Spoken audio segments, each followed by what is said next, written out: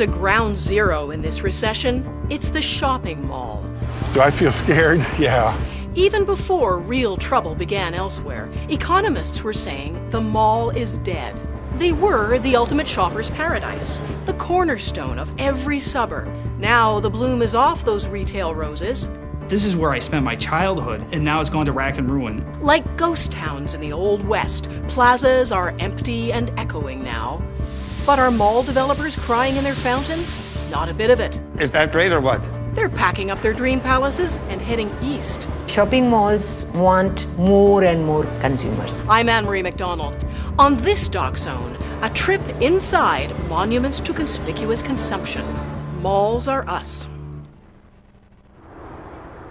Is something missing in your life? Maybe it's time to head to the mall. The North American Suburban Shopping Center was created to embody the best that life can offer. The mall replaced the town square as the place to meet. It became central to how we spent time and what we dreamed of. But the places we thought would live forever may be part of a dying breed. The story of the traditional American mall is now a tale of parched fountains, vacant food courts, and changing tastes. There's a deep emotional connection between individuals and their malls. But malls are built for profit and designed to entice. All over the world, the seductive power of the mall is just beginning to emerge. I never dreamed that we would be building all over the planet. Mall makers claim they are building 21st century monuments for emerging economies, where abundance will replace poverty and dust. Malls offer the promise of something better. But as shopping centers spread globally, do they promote the good life or just rampant consumerism?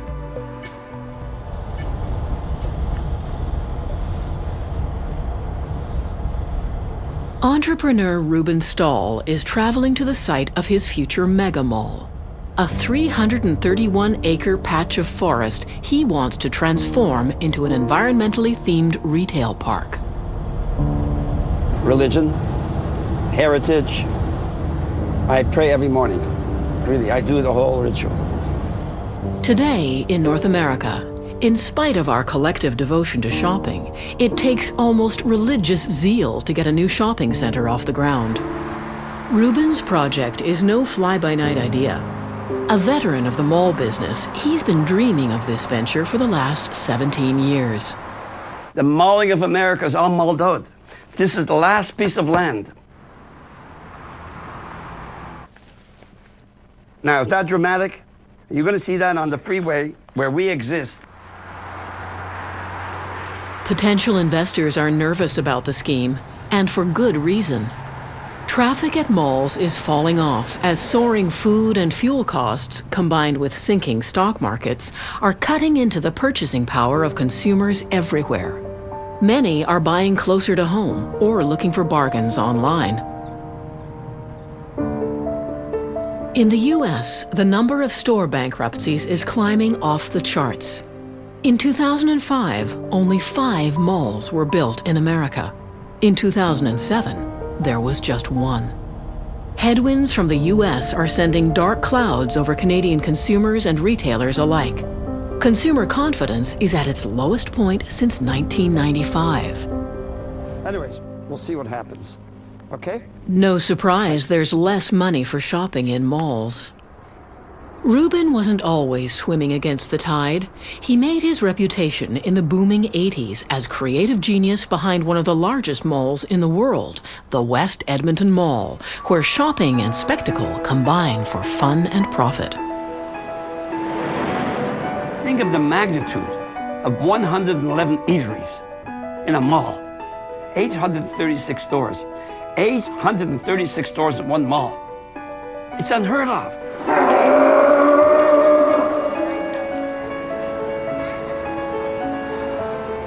When nobody even had a merry-go-round in the mall. I mean, the closest thing to having any amenity was a bubblegum machine. But there was no end to what we wanted to do. To keep them in the mall for as long as we can. The longer they stay, now we're getting into business, the more they spend. Because the end result is shopping. The public's infatuation with enclosed malls first began to wane in the 1990s. Discount shops, factory outlet stores, and more recently, stylish open-air plazas have taken a huge chunk out of profits. Today, hundreds of traditional shopping centers are gasping for life. Randall Park was the world's biggest mall in 1976. Now, it's dead. Malls like this dot the American landscape, drawing mourners like Pete Blackbird and his friends, self-described retail historians. When Pete was only 11 years old, he walked into a mall that was heading fast into bankruptcy. The shock of seeing a once thriving mall on the verge of collapse prompted an obsession. I got my license and I started driving around, and every exit that had a mall that was struggling. And I realized it was a nationwide thing.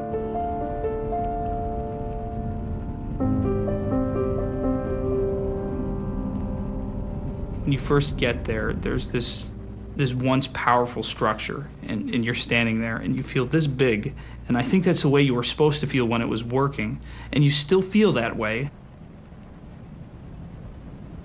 To me, it beckons. It's this thing that I have to go up and peer into the windows. I have to get inside.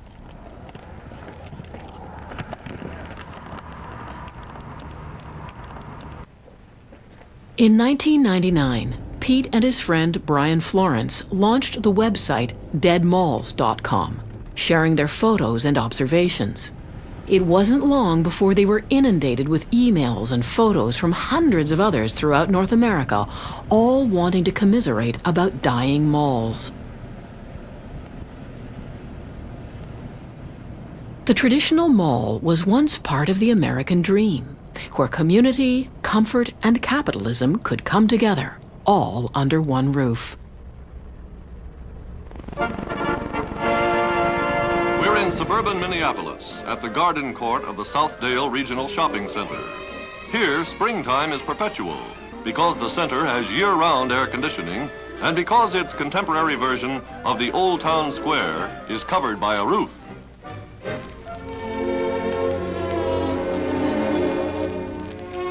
The man credited with inventing the enclosed shopping mall was a fervent socialist and utopian thinker.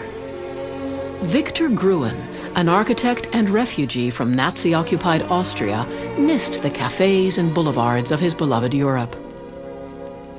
He imagined malls as centers of communal life in soulless American suburbs, where the pursuit of happiness would be number one, and even the problem of parking could be solved.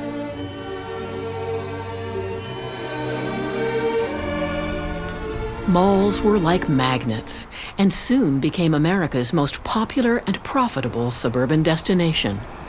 During the 1970s and 80s, a new enclosed mall opened somewhere in America every 3 or 4 days, no matter the demographics. Frenzied shoppers couldn't get enough of the mall, breaking down doors to scramble for bargains.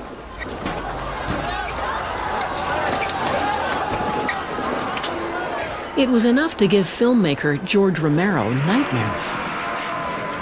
His cult classic, Dawn of the Dead, satirized our obsession with shopping. This is of a society gone mad. I'm afraid. Why do they come here?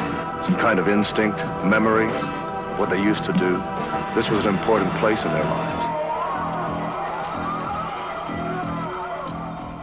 Ironically, John Jurdy, one of the world's most renowned mall architects, hates shopping, but he thinks malls serve a higher purpose.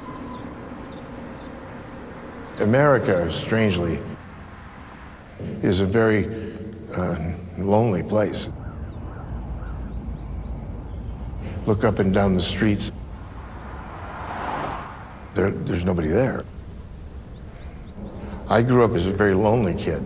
No brothers and sisters, uncles and aunts, and moved around the country very often and didn't really establish much of a community life,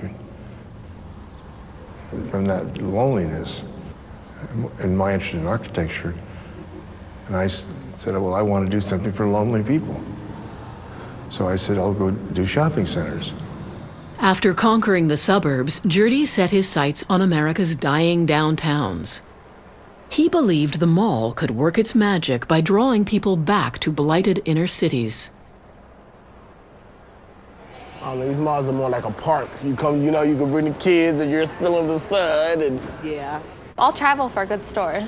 I like the different colors and the layout's totally different. It's gotta have some originality in it. I wanna go check out those shirts. A mall may not look much like a church, but social critic and professor of religion John Paul believes the similarities are striking.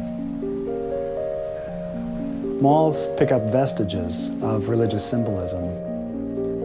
Water is used in almost every mall to help one go with the flow of shopping. There are fountains, waterfalls, streams, little water flowerets, all designed to communicate the religious symbolism of water, which is purification. Mall designers ingeniously integrate this profound symbol. I mean, we're made of water. We need water. We can't live without it.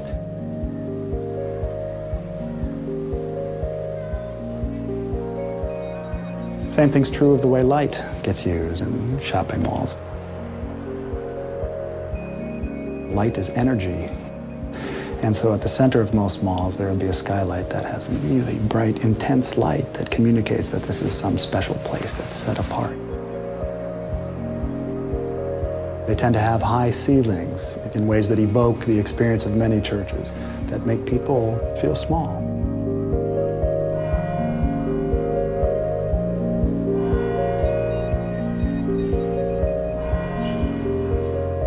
By having trees in malls, architects and designers are saying this is a place where you can grow, where you can become a better person, where you can even live eternally, because none of the trees in malls ever die.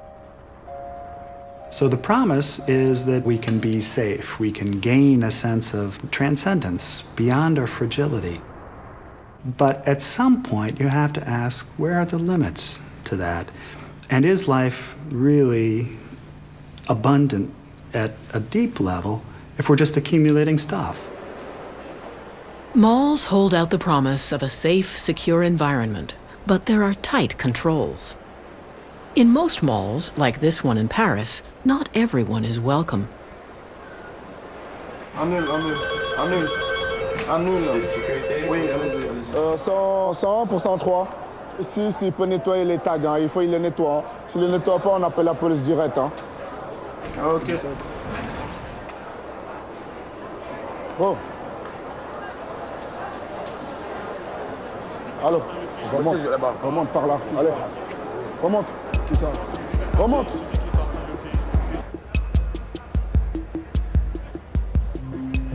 Everybody knows that everybody at the mall is there to shop. And if you disrupt that conformity, you're disrupting something that at some level people hold as sacred. And therefore it's a threat to the bottom line, which is finally the retail bottom line of sales and profits. But as sales and profits tank in North America, retailers are exporting the seductive power of the mall to far-flung markets where luxury knows no bounds. The whole world wants the liberties and freedoms that we take for granted. Right now, you follow the money.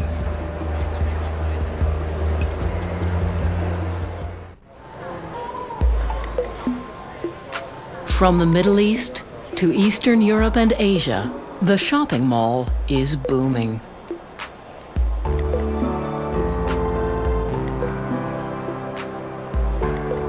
The mall is precisely the kind of safe, controlled retail destination that privileged consumers in emerging economies seem to be seeking. Refined and secure shopping experiences far removed from the have-nots in their societies. どれ？あ、これめちゃめちゃ、後付けじゃない。これだけで買ったで。ショーパンについとった。A American-born architect Eric Kuhn is a true believer in spreading the power of retail to the world. The constellation of projects we have now are just magnificent. Asia, Northern Asia, Central Asia, Southeast Asia, the Middle East, Europe, Eastern Europe, a resort lake development in Kazakhstan, a city for 700,000 people on the northern end of the Arabian Gulf for the Emir of Kuwait. And tucked into it is retail that stitches all of that together. These are projects where people are asking the questions that maybe only monarchs and the church and the aristocracy used to ask. How do you capture the ethos of a culture and represent that in the very cities that we live in? And we feel we're part of that today. I grew up in Texas on Air Force bases scattered all over America. We lived in something like 11 cities before I was 12 years old. When Dad got out of the Air Force, we kind of dropped down into the poverty level of living. And, you know, when you're making do with secondhand clothes from the Salvation Army store, that kind of alters your perception of the world.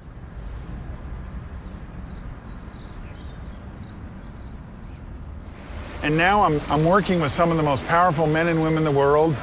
They're building monuments to their civilizations. They're creating places where the rest of the world is going to beat a path to come and be seen and do business.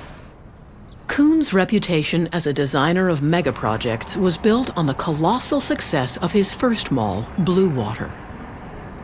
Built in 1999 just outside London, England, Bluewater attracts 27 million visitors a year. It's the largest retail and leisure destination in Europe. When we were asked to work on Bluewater, I gained an unbelievable appreciation of how powerful retail was. It is unstoppable. For me, retail is the way people personalize their lives. And in a world that's increasingly hostile and incomprehensible, a chance for an individual to give meaning to their life through the clothes they wear, the way they dress their kids, the way they outfit their homes. It's such a powerful force.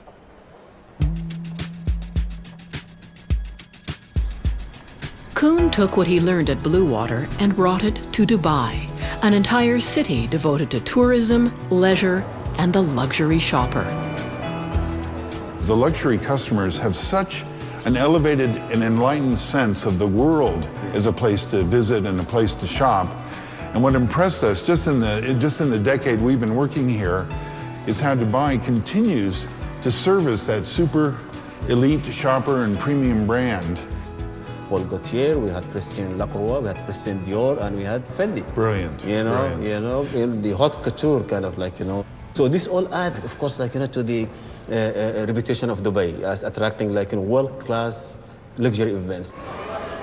Elite visitors to Dubai, representing over 200 nationalities, seek out Kuhn's Bergman Gardens, which has one of the highest concentrations of luxury brands in the world.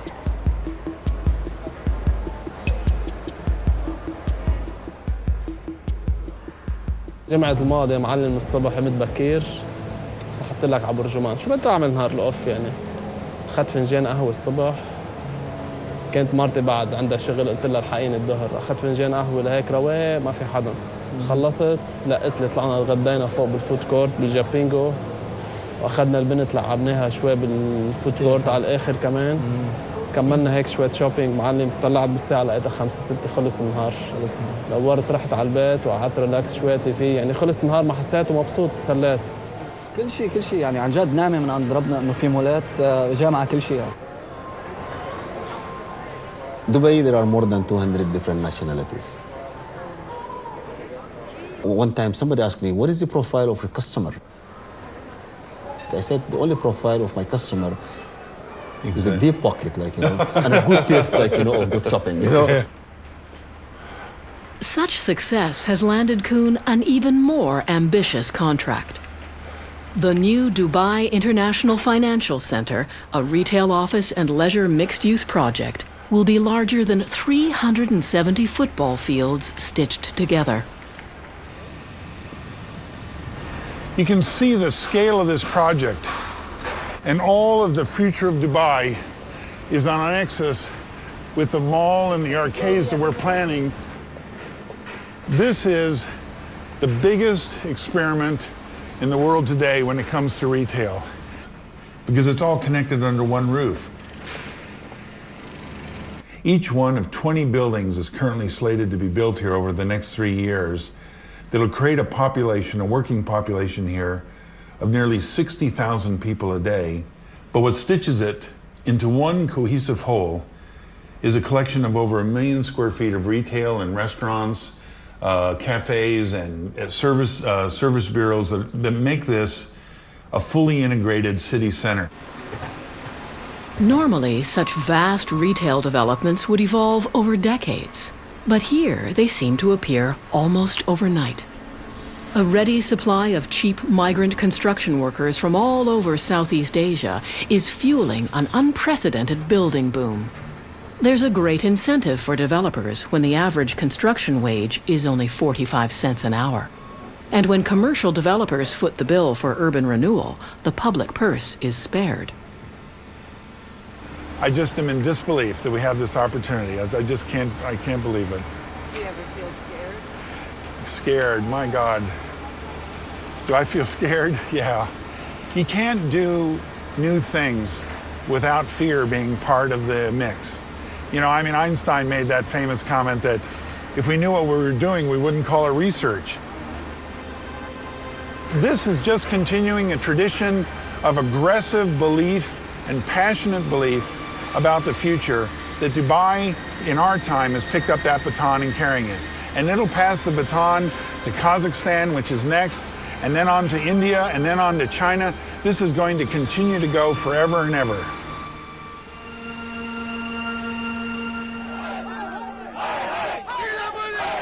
But not everyone wants to shop at the next newest mall in the global village. When we come back, the world's first anti-mall riot.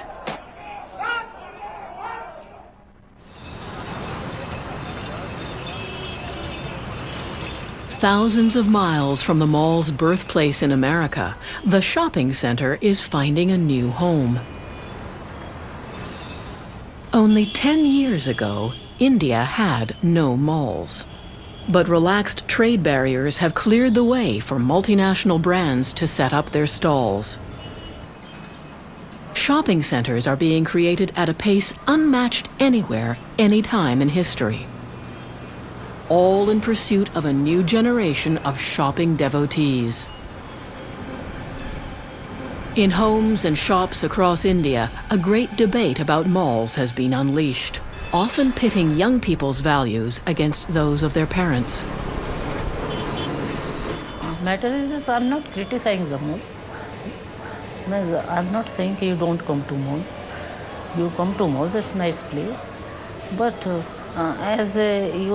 want me to come here every time, as you are forcing me to come to the malls. I feel little uncomfortable because it's limited to only one layer of the society of our country. I will definitely feel uncomfortable when I have to travel outside in the sunlight. There's so much of heat, you sweat all the day. आप अच्छी सी shirt पहन के बाहर निकलते हो and the moment you want to reach to a nice place, वो सारी sweat में खराब हो जाती है. That is why the malls are made ना central air conditioned. Central air conditioned. एक बात सुनो बेटे. See, one should see what I prefer. One should remain with the nature. One should live with the nature. Okay. One should go with the nature. Right. I don't know why you are running after this air condition and all. And in the house also, then again you ask for this air condition. I have come from the mall. I need AC in the house. Suppose I can't afford. Tell me. While the new malls may offer creature comforts like air conditioning, 80% of the 12 million shops in India are small family businesses that have cultivated customers over decades. Labor activist Amarjit Kaur says the international retailers descending on India are in for a fight. Everybody wants to go to a shopping mall for one time, for enjoyment and searching the rates and items and quality, whatever. Yeah. Then came back to us. Good. Our prices are reasonable, our quality is best, Indian material is good, it's no doubt. Variety का competition करिए और जो हम customer को facility देते हैं, जो हम वैरायटी के अंदर कस्टमर को गारंटी देते हैं, क्या माल वाला गारंटी देता है, कभी गारंटी नहीं देता। ये इम्पोर्टेंट है। हाँ जी, एक चीज माल से आप परचेज करके आएंगे, दूसरे जगह वो रिटर्न नहीं करेगा, एडजस्टमेंट नहीं करेगा। These shops do have quite a chunk of clientele. And shopping malls want more and more clientele, consumers.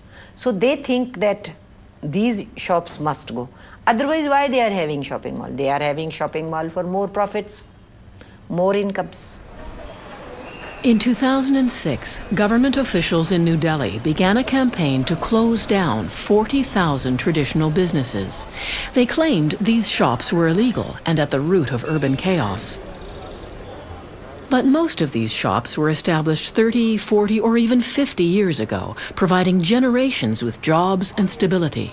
The many ma and pop stores are the backbone of India's middle class.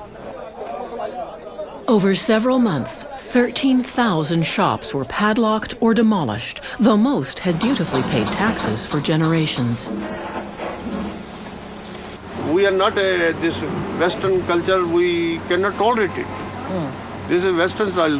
These politicians are taking the money from the malls peoples and they want to set every shopkeeper will go there. How anybody will buy so expensive shops? Yeah. Shopkeepers and their customers took to the streets. The world's first anti-mall demonstrations resulted in riots that paralyzed the city for days.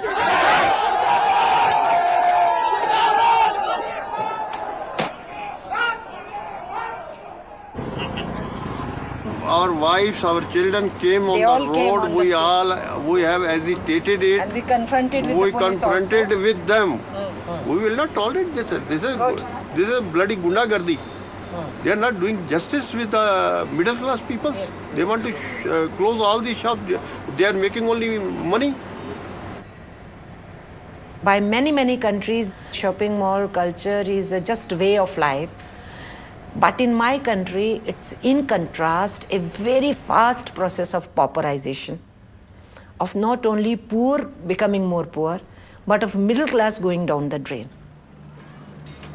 Big architects coming, big builders coming, developing into. For them, it's a sort of a business competition. Every latest shopping mall they will create, they will try to upgrade it from the previous one. Do they ever look at it? They give in contracting, subcontracting, subcontracting. But do they know who, the people who labor for creating such big, huge buildings, what is happening to them? We have not yet solved the question of clear drinking water to almost 500 million people of India.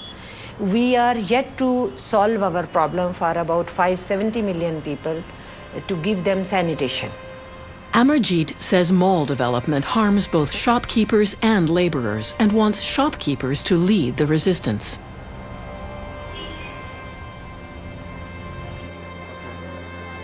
People learning very fast that they have to organize, they have to struggle. लेकिन जैसे लड़े थे वैसे लड़ेंगे ना लड़ेंगे ही जब लड़ेंगे तो लड़ेंगे ही जब वक्त आएगा तो लड़ लेंगे बिल्कुल Let the shopping mall owners understand India is not that easy. For now, government shop closures have subsided in Delhi as a result of the protests. But no one believes the fight is over. In spite of mass discontent and even violence, the mauling of India is plowing forward. Wealthy South Asians long for the goods that Western countries already have. But as malls boom in densely populated third world countries, there's growing concern over the environmental toll.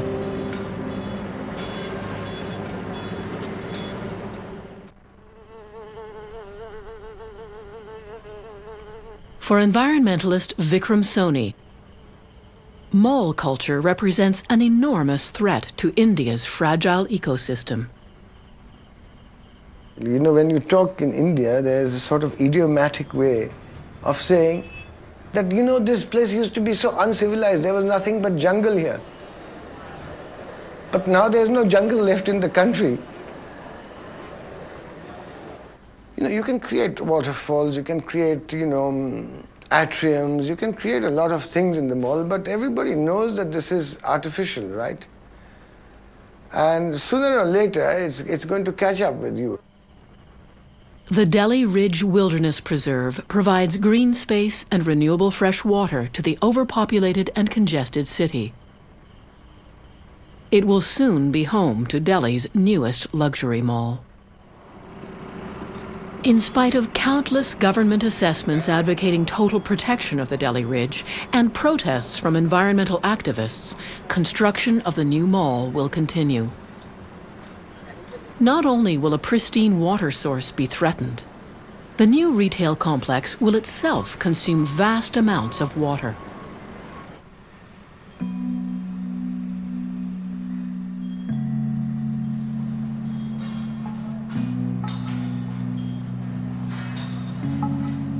We cannot continue to think that this dynamism is now a constructive force. It's become a very destructive force in the planet. And we have to rein in and decide what we need. I don't know, it doesn't matter whether it's Versace or Gucci or whether it's a Sony television set. They are not what are the vital elements of life. We are going to knock off the environment faster than anybody ever did it. But the promise of the mall remains an irresistible lure in developing countries. Mall makers believe it's time people in emerging economies were offered the same high-end luxury and leisure environments now enjoyed in the West. As new malls spring to life in India, North America provides a cautionary tale. In the life cycle of the shopping mall, dying days draw near.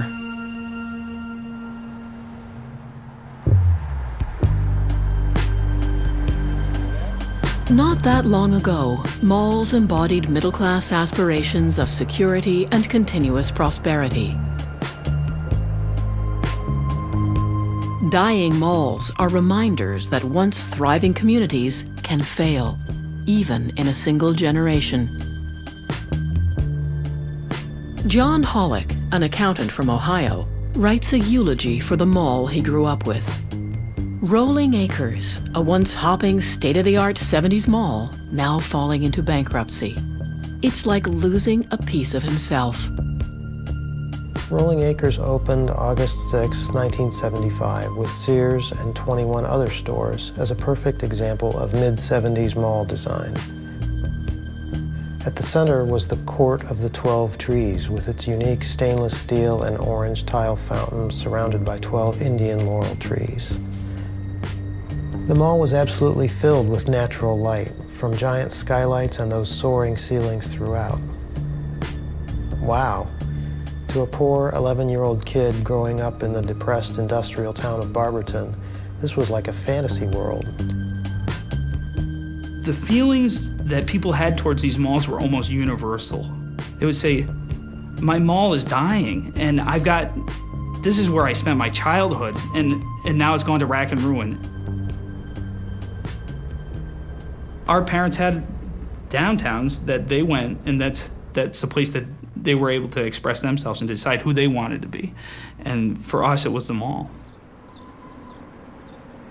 There's a spirit to this mall. There's a soul here, and that spirit and soul will not allow this place to die. Penny's has been here forever. I am so happy. Right next to them was a bank also. I forget the name of those banks. We have little people here, and it's the tenants, it's the people running the little restaurants. It's all a bunch of little people who are keeping a big dream alive. The newest mall is safe until the next newest mall is built. The problem with that is it leaves a trail of malls behind. People that came from Barberton and Norton, what are they going to do? Well, we will be lost with something if this mall closes.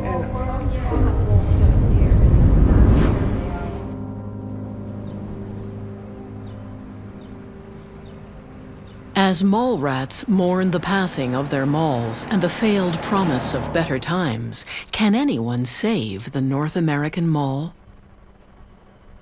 This project is destined to be the best there is probably in the world. I just love it.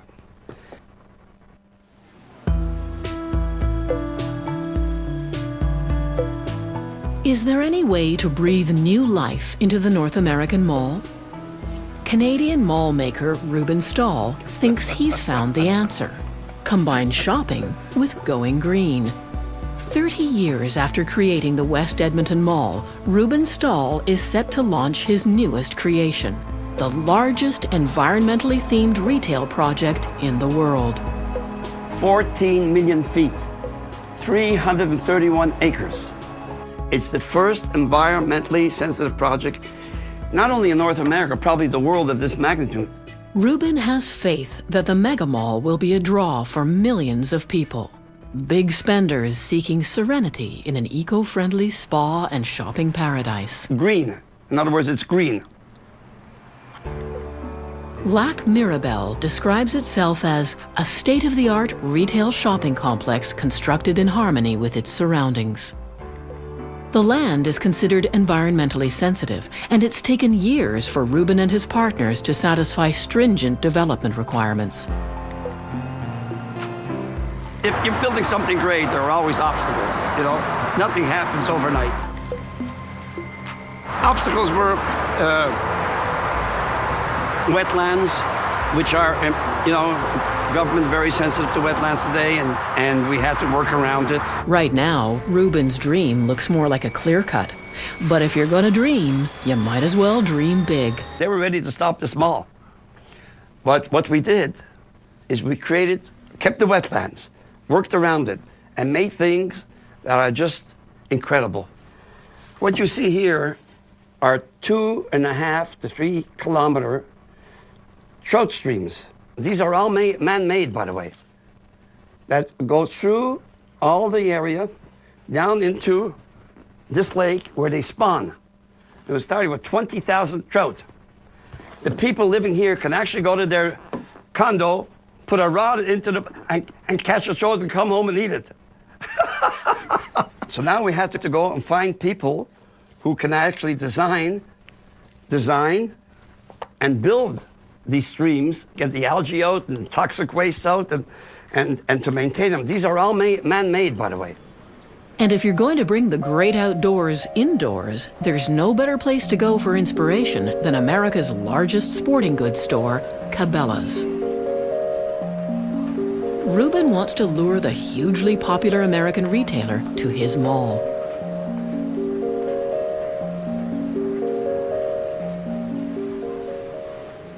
Tell you what, with this outfit, you can get lost in the forest. Nobody would know you're not a tree. It's beautiful. How many Cabela's have you been to right now? Me? Visiting, yeah. Oh, no, this is the only one. I'm building one that's like this in Canada. At our project, I think we're going to have an entire Serengeti type of... You have that here? We do. The African diorama is in all the Cabela's, and some stores even have it where when they have Santa Claus come to the store, that's where they set Santa. Kind of a unique photo opportunity. On a Saturday, we'll get about 12,000 transactions. On a busy Saturday, we'll get about 15 to 20,000, depending on the events going on. 15 to 20,000 transactions. Man, that is awesome. I can't wait to open. Ooh. This is a double rifle. It can be used for large African game. You would use this on, say, rhino. On a rhino or elephant? An elephant. Wow. $14,000. I mean, you can actually blow a rhino down or an elephant. You know, this is unbelievable. This is a Colt M4. A lot of fun to shoot. Real easy to get good at in a hurry. What do you shoot with this? 223. 223. What type of animals? Not animals. This is made for humans. For humans. Here in Arizona, this is the second most popular tourist attraction to only the Grand Canyon. Can you imagine? So, and the Grand Canyon is one of the 8 wonders of the world. So this is the second largest tourist attraction. Can you imagine what this is going to do in Quebec? My God. Far in there, right? Look at that. And that big one wasn't... You want some more? Look at him go. That is something fantastic. If you were in the Grand Canyon, this would be part of it. This elephant is real. The elephant is real. Is that great or what? Al Gore is right. These animals should be preserved somehow, and look how beautiful that is. You know what? I will have Al Gore come to our projects. Somehow he will be there to talk about our project that is environmentally sensitive. Can Rubin, with or without the help of Al Gore, save the North American shopping mall? What began as a utopian ideal, a perfect climate-controlled haven for shopping and leisure, gave way to the reality of America's car-centered culture. Today's mall makers have an even grander vision, building shopping centers on the scale of new city-states. When we go build in places like Korea or China or Kuala Lumpur, for instance, or the Middle East, Central Asia or Europe, it's not the disease of the American shopping mall, which is an antiquated experience. It's about trying to recapture the spirit of what those communities were like.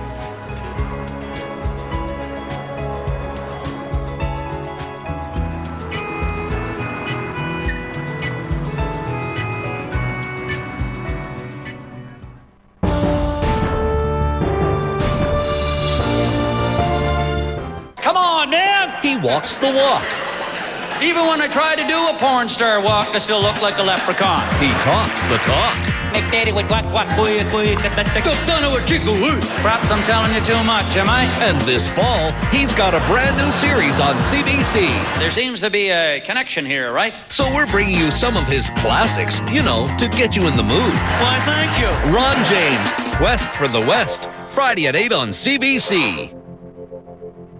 Smile and say millions. On the next Wild Roses. You need to get in bed with someone with experience. A secret partner, an unusual alliance. David! Could change everything. You never really know who your friends are. Or your enemies. Wild Roses, Friday at 9 on CBC. The world's best hit the court.